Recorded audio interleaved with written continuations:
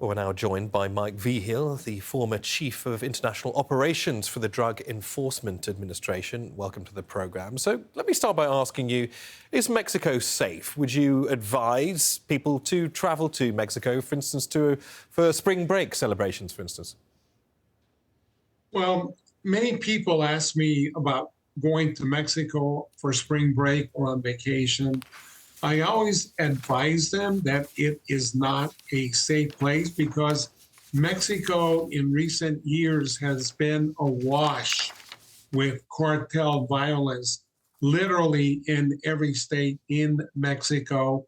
So if they do go on vacation, I would advise them to look at travel advisories put out by the U.S. Department of State and look at those travel advisories before they make any vacation plans.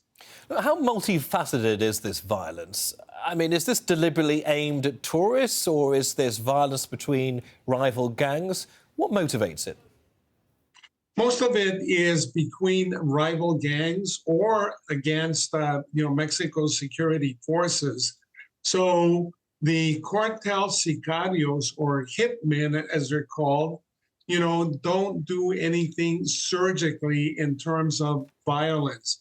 Many times they go hunting for rival gang members in public places, and they'll go in and just spray the entire establishment, as they did in this case, and try to kill the rival gang member. But, they end up killing a lot of tourists or innocent individuals that happen to be at that location. It does beg the question, of course, what all of this does for Mexico's image as a tourist destination. Do you get the impression that the Mexican police are on top of this? Not really, because the Mexican president established a policy of hugs and not gunshots. And this is a policy of not really confronting the cartels. And therefore, the cartels in Mexico right now are operating with greater impunity and literally no respect for the rule of law. And this has greatly increased violence in Mexico. So they are battling for control of territory, drug routes, maritime ports where they import precursor chemicals from China for the manufacture of synthetic drugs such as methamphetamine and fentanyl. Now, we've seen very recently from one of our reports from our correspondents not that long ago, heavily armed police patrolling beaches in tourist hotspots like Cancun, for instance. It's hardly an inviting scene if you're there as a tourist. Do you think that the Mexican authorities are scratching the surface here, that they're simply trying to send the right signal to tourists, or that all of that actually makes a difference?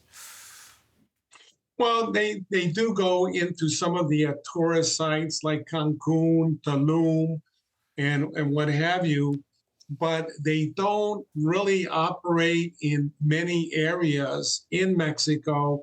So the cartels control large swaths of territory in the country of Mexico. They operate in virtually every state in Mexico.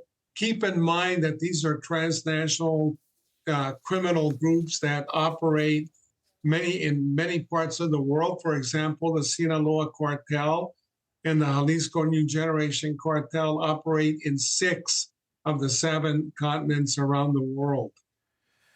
All right, Mike Vigil, former Chief of International Operations at the DEA. Many thanks for joining us.